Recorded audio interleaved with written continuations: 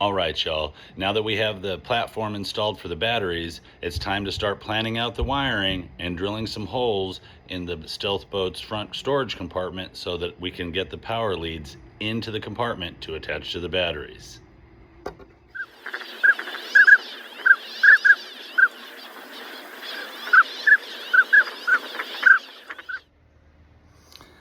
All right, gang, I've been working for a long time, but because I'm filming myself, there were parts I wasn't able to get on film. So let me show you what I did.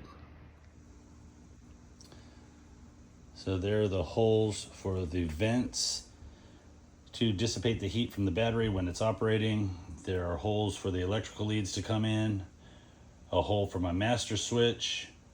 There are holes for my solenoid, for my fuse, circuit breakers,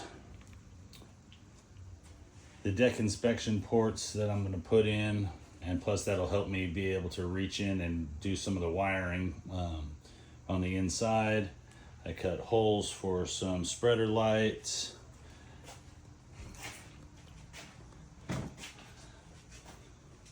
a hole for my gang switch,